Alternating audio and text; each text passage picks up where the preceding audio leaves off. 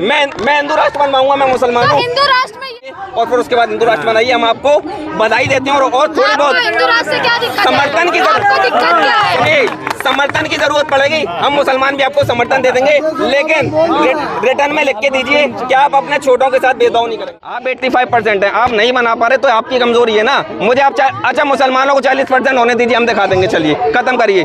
आप 85 पे नहीं बना पा रहे तो आपकी कमजोरी है। हम तो 15% हैं, देख लिए 57 मुल्क बना लिए। और इसी चीज की यहाँ पर बहुत ज्यादा टेंशन चल रही है। उनके 57 हो गए, उनके 56। बजरंग बली चढ़ा तो थी कर्नाटक में, और कैसे बलि चढ़ाएंगे वो उनको? इसका मतलब 15 रुपए का मेडल है।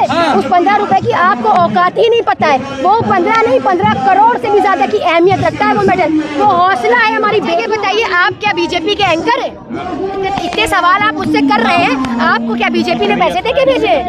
आप कितना देंगे बताइए? हम कितना देंगे? आप मेरी बात, जो फायरिंग करी थी वो हमें नहीं पता किन लोगों ने करी थी, लेकिन मैं ये जानती हूँ, मैं सत्य की पुजारी हूँ, मुझे सत्य बोलना आता है, मुझे इंसाफ के लिए लड़ना आता है। लोग बैठे हैं, ये आतंकवादी हैं, तो अगर आप अनुमान लगाएंगे आंदोलन वाले घूमते क्यों रहते हैं? मैं बता तो रहा हूँ,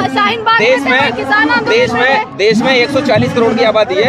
अगर आप बीजेपी के हिसाब से चलेंगे तो इसमें सभी आतंकवादी हैं, ठीक है। और अगर आप कानूनी प्रक्रिया के हिसाब से देखेंगे तो सभी देशवासी हैं। जैसे कि RSS के एक जो बड़े मैं बता रहा हूँ, मजे की बात सुनिए। RSS के बहुत बड़े लीडर उन्होंने कहा कि इस देश का, मैं बता रहा हूँ, सुनिए मजे की बात। RSS के बहुत बड़े लीडर उन्होंने कहा कि इस देश का जो भी हिंदुस्तानी है वो हिंदू कहलाएगा।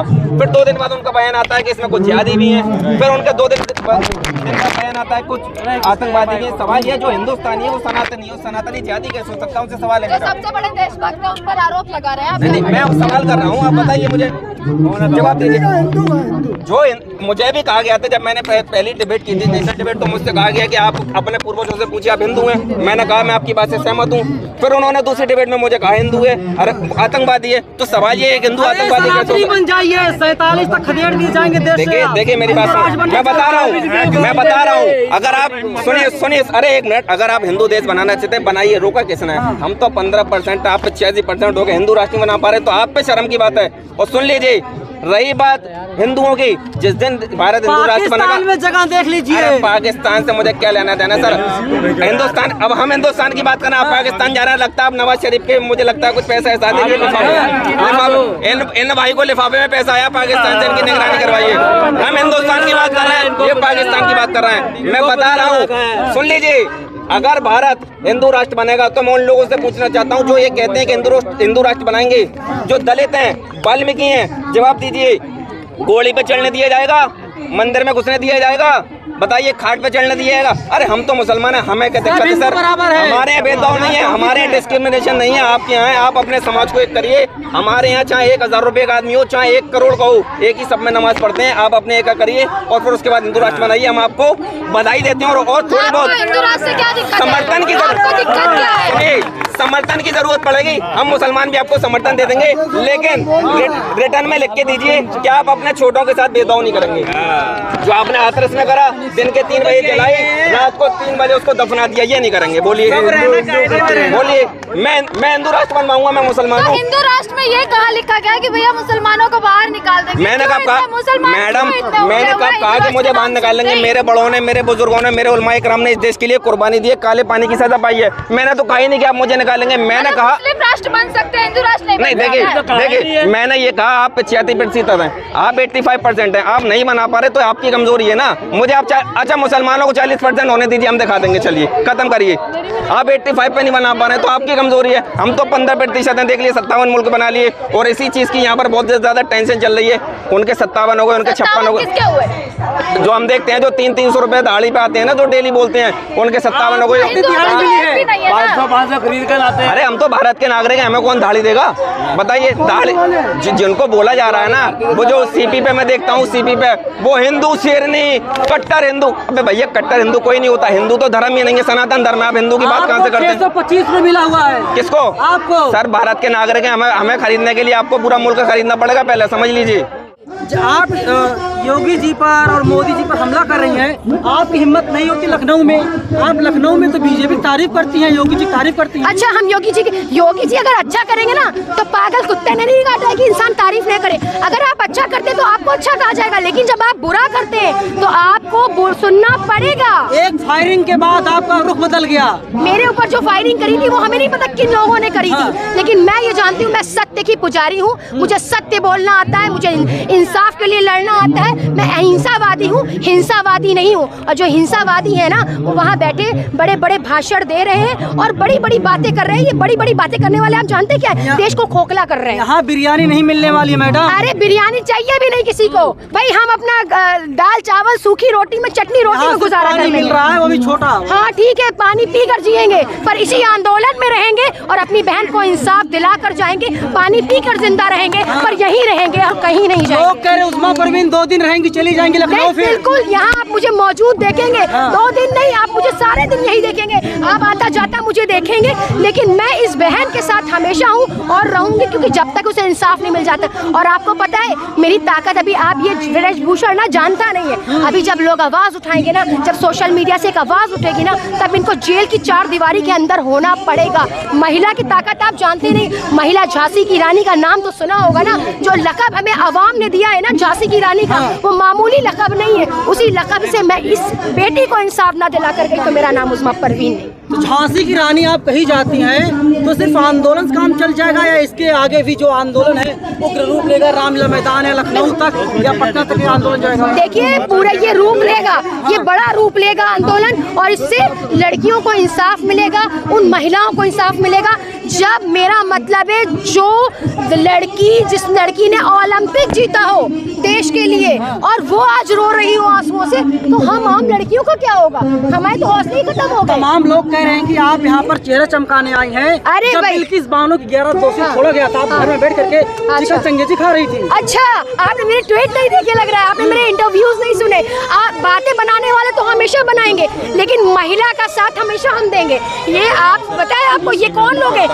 ये बलात्कारी लोग हैं, रेपिस्ट लोग हैं, जो अपने आप को सच्चा साबित करते हैं और मालाएं पहनाते हैं। ये गलत लोग हैं। इनके हाथ में सत्ता नहीं होनी चाहिए थी, इनके हाथ में तो बस क्या ही, बस आप बोल मत सुनो। देशभक्त पार्टी से हैं वो राष्ट्रवादी झूठा नाटक है। ये सिर्फ आतंकवादी माफिया लोग हैं जो बैठे हुए सत्ता की कुर्सी चाट रहे हैं और जनता को बना रहे बेवकूफ। कह रहे देखो हिंदू मुस्लिम करो, अलग हो जाओ, हमें अलग करने की कोशिश करते हैं। 80 सीटें हैं, 80 सीटों पर बीजेपी जीत दर्ज करेगी 24 में। और ये जो जनता यहाँ खड़ी है ना, पूरी हिंदू मुस्लिम से ईसाई की, ये भी साबित कर देगी कि देश जो है धर्म से नहीं चलेगा, लोकतंत्र से चलेगा। अरे बजरंग बली लोग वोट करेंगे इस बार। बजरंग बली चढ़ा तो थी कर्नाटक में, और कैसे बलि चढ़ाएंगे वो?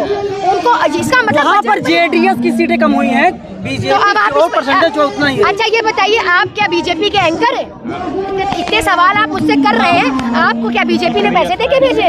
आप कितना देंगे बताइए? हम कितना देंगे? आप मेरी बात कैसे कर सकते हैं आप? नहीं, हम तो आपके ऊपर, आप जैसे मेरे ऊपर आरोप लगा सकते हैं, मैं आपके ऊपर आरोप लगा सकती हूँ। क्यों? मैं आपके ऊपर, आप आरोप ही तो लगा रहे हैं ना। सिद्ध करिए,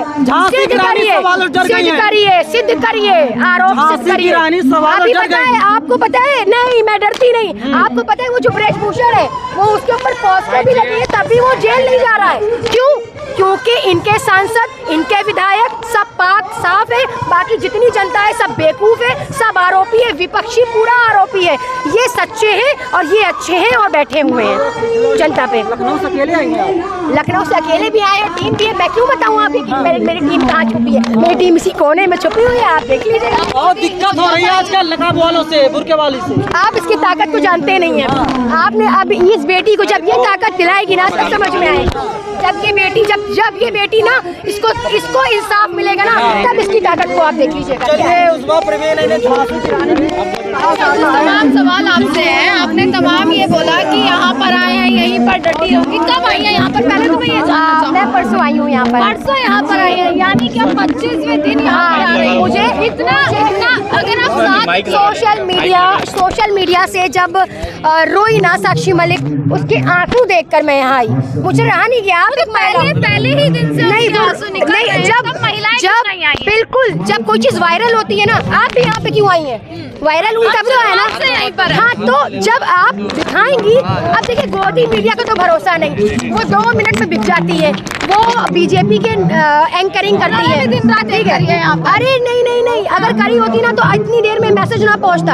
हम लोगों तक जो मैसेज पहुंचा ना वो देर से पहुंचा, वो सोशल मीडिया की बदौलत पहुंचा। तो आज हम इस बेटी का साथ देने आए, देर से ही खुली आंखें पर खुली तो मेरा मतलब है कि मैं इस बेटी का साथ देना चाहती हूँ और मैं इस बेटी को इंसाफ दिलाना चाहती हूँ। मेरा मकसद सिर्फ इंसाफ है और न्याय है और वेशभूषण की गिरफ्तारी है। जब तक उनकी गिरफ्तारी नहीं हो जाती मैं यहाँ से जाने वाली नहीं।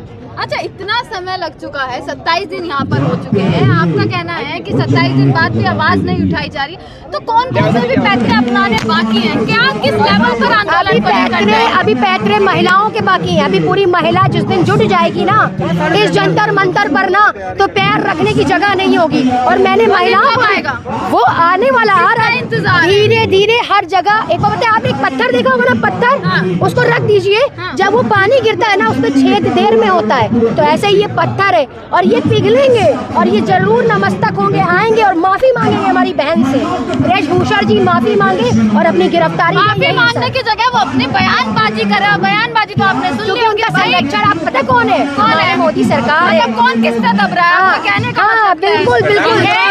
15 का मेडल है सिर्फ 15 रुपए का मेडल है। उस 15 रुपए की आपको औकात ही नहीं पता है। वो 15 नहीं 15 करोड़ से भी ज्यादा की अहमियत रखता है वो मेडल। वो हौसला है हमारी बेटियों का, वो ताकत से लड़ती है, हौसले से लड़ती है। जिस देश में उनको सम्मान अगर नहीं मिलेगा तो उनके हौसले टूट जाएंगे। यहाँ पर शाहीन बाग गैंग इकट्ठा हो रहा है, अभी शाहीन बाग से है। ये महिला है, महिला हमेशा शाहीन होती है। ये महिला हमेशा शाहीन होती है, महिला हमेशा शाहीन होती है। आप शाहीन बाग में भी हैं? बिल्कुल, हमारे शाहीन बाग वाले हैं। हाँ बिल्कुल, वो महिला है। आंदोलन में भी होंगी। बिल्कुल बिल्कुल। तो आपको ये देश कहा जाए, आपको ये आंदोलन जीवी कहा जाए? जो भी समझ लीजिए, जीवी भी समझ लीजिए। हमारे प्रधानमंत्री जीवी बता रहे हैं। हाँ, तो वो खुद एक बहुत बड़े जीवी है। वो तो ऐसे जीवी है, सुनिए, वो तो ऐसे जीवी है कि वो मतलब उनका तो कोई मुकाबला नहीं है। गैंग के सदस्य हैं, देशद्रोही हैं आप। अरे ये तो इल्जाम लगते हैं, आरोप लगते हैं। आरोप सिद्ध करिए, सिद्ध करिए। देखिए, अगर आप बीजेपी की माने प्रमाण पत्र ला के दीजिए। तो किसान आंदोलनकारी थे वो कौन थे? वो देशद्रोही थे। जो शाहीन बाग के लोग थे वो जिहादी थे।